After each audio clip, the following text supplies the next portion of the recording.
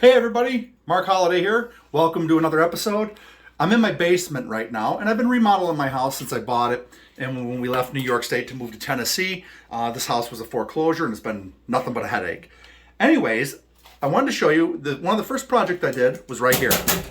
This is a 200 amp breaker box. Had that installed and put in because the old breaker box was 100 amps, so I increased it so we actually have more breakers, and we were able to divide up the electrical. So it wasn't overloaded. All right, let's try the red one. Okay, I'll try the green. Then the other thing I did is I installed a new hot water on demand. So we only use, I was going to put him, the foot. Today, Junior? it uses gas and it only uses what we need. It heats it up as we go. So you never run out of hot water as long as you have gas. And had to put a gas line in. And then what I did is I changed out all the water lines in my house. Systematically, I went through. This is the water main here, and it goes behind me, and behind you right there, right through the wall, and that's a crawl space through there, and it goes over to the right and it comes into the house. There's a shut off there. You have to go in the crawl space. Well, anyways, I brought it into here, have a shut off here, and then what I did is I did every room has its own line. Okay, the master bedroom, this is the cold water right here, and then hot water over here. Master bedroom cold, master bedroom hot. And each one has a shut off. And I'm still, as you can see, the hot water and cold water for the master bedroom is shut off still because I'm still remodeling. I'm not even done to that. So I broke it up where I could take each individual bathroom and shut it off from the basement rather than just one main shut off and losing all water in the house. So hot water on demand, new breaker box, and then I did this system here with each of the bathrooms, kitchen, because there's 3 bathrooms in the house plus the laundry room, which we're standing in right now. Now, right here behind me, the wall, if you'll pan to the wall right there, what they did is this inner wall, they number one, whoever did it is an idiot. They put the blocks, rather than staggering them, the cement blocks, they're not staggered. It's all in straight lines. It's supposed to be staggered. So there should be like one here, you know, with the line, not a straight line down. So that's a problem. Well, anyways, the reason why it's painted is this is water sealer, and on the other side is dirt.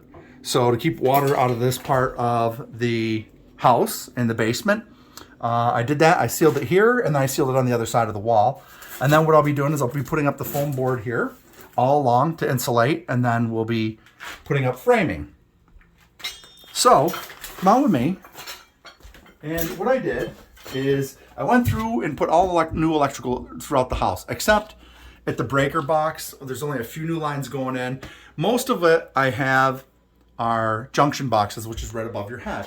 You have a junction box here. I created a junction box with the old wire coming from the breaker box, and I put in new lines here. So there's new lines throughout the house. Every room has all new wiring, and it all starts right here in the basement because I've had to go from room to room. So I wanted to upgrade the wire, and eventually I'll put new wire when we'll rewire the breaker box at some point, but that's later on. So here I'm walking through the other part of the basement, and as you can see, there's a doorway here. That's to the bathroom. That's the old door, the old door itself and casing, and I created a new doorway here because the original doorway was right here. Now I just walked through a door, if you didn't notice, right here. And I'll back up so you can see it, and I'll pan out. This is going to be a bedroom. I'm creating a wall here. Now these 2x4s, I recycled from upstairs with some of the other construction where I ripped out some walls, as well as replacing stuff. And I saved them. Had to pull all the nails out, and we're recycling them, using them down here in the basement. And it saved me probably $800 in expenses of buying brand new 2x4s, as you can see. Now, I also sealed the wall here, the cement wall, and then I put, as you can see, the green foam board up, insulation, and that's also waterproof. I put that in, and I've been running my electrical line, as you can see, right there here. Now, down in the basement, code is 16 inches from the floor to the base of the electrical outlet. That's code in the United States. I do 20 inches in the basement because if, God forbid, there was ever a flood, you know, I wanted it a few inches higher. Plus, I don't like bending over too far, so it makes it a little more convenient for me, that extra 4 inches. And now what I'm doing is I've wired this room up, and I'm making some changes. I put in a light, and I had to run line from here over, and I just jumped from my outlets, from my outlet to the power here to the switch, and then I fed it through. I cut a hole in my ceiling here because this is a steel I-beam underneath this. That's a steel I-beam, okay, that supports the upstairs, and our floor joists tie into it. So I had to drill through, and I cut a hole right here in the ceiling, and then fed the line over to the light. Real simple, you know, but I'm not cutting any corners. Now, I am going to be selling my house at some point, but in the meantime, I'm making it, number one, the way I want it. We're making this extra bedroom for the kids because we got a baby coming in 2 weeks. So the older boys are coming down here to the basement, and this is going to be their bedroom, and this is going to be their closet. Now, this was the original entryway into the bathroom, and that was just a wall there.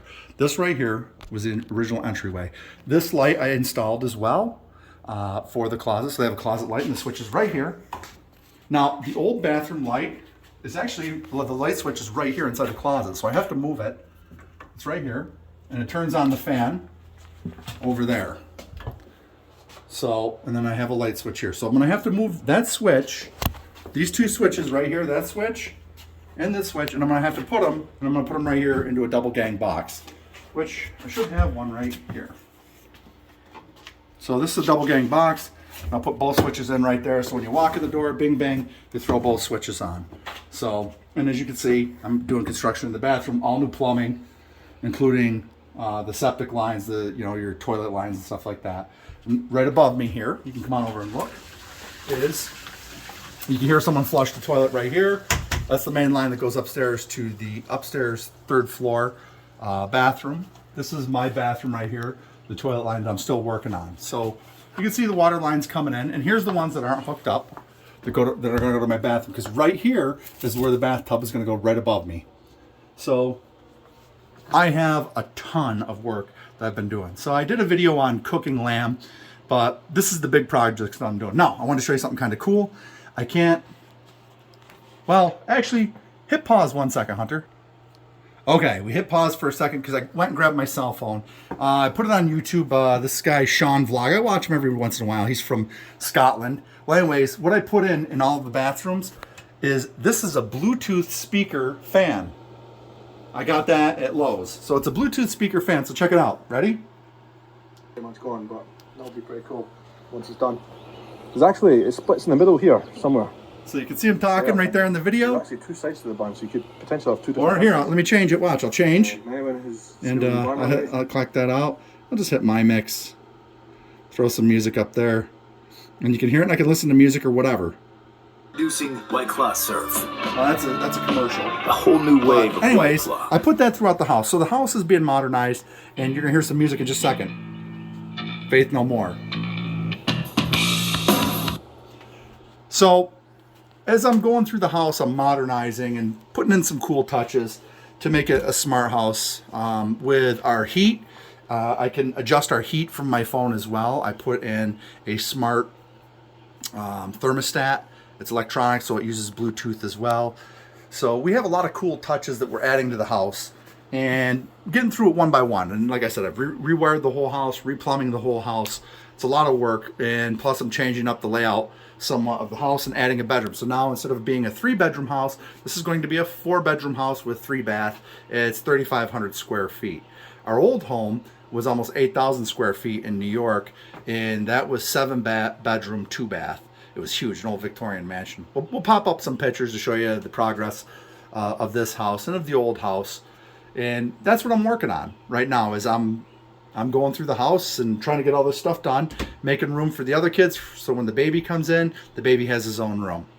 And that's it. So what we're going to be doing next, go ahead, back up, buddy. And my son's doing the filming. I'll be putting up sheetrock here, green board, because this is the bathroom. So I have the green sheetrock right here, just outside the door. We're going to be sheetrocking this next, closing up the closet, closing up the rest of the bathroom, and then going in here to the bedroom and sheetrocking in here. Now, the one thing I'm not going to do is I'm not going to put that type of insulation in this basement because it gets wet, it causes mold issues if it gets wet in the basement. If God forbid there was a water issue or something like that. I've sealed the basement completely, but you know, you just never know. So you don't use the fiberglass insulation, you use the foam board, and so that way you avoid any problems with mold and such. And all the walls were sealed. So it's nice. Compared to what we had before, we had some mold issues as well because the other people who lived here long before us, they did everything half-assed. I don't know how else to put it. Their workmanship, it was cob job, everything. So, like I said, I'm surprised this house didn't burn down multiple times. I found a lot of scary stuff. And I'll show some different pictures with the electrical and with the old breaker box. It was burned out.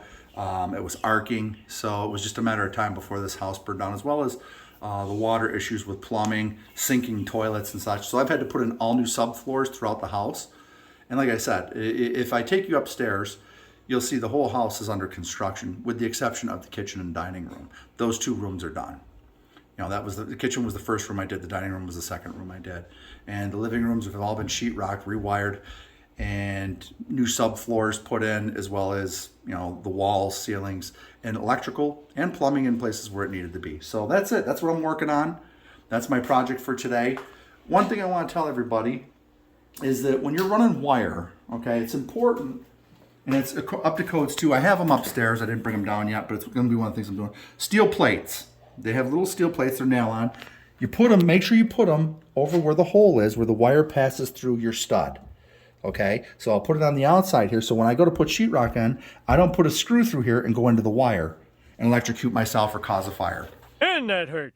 And now to do the exact same thing again.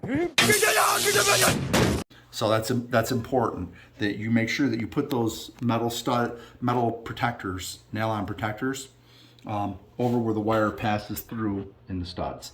So that's pretty much it, man. That's what I got going on, and I'll catch you all later.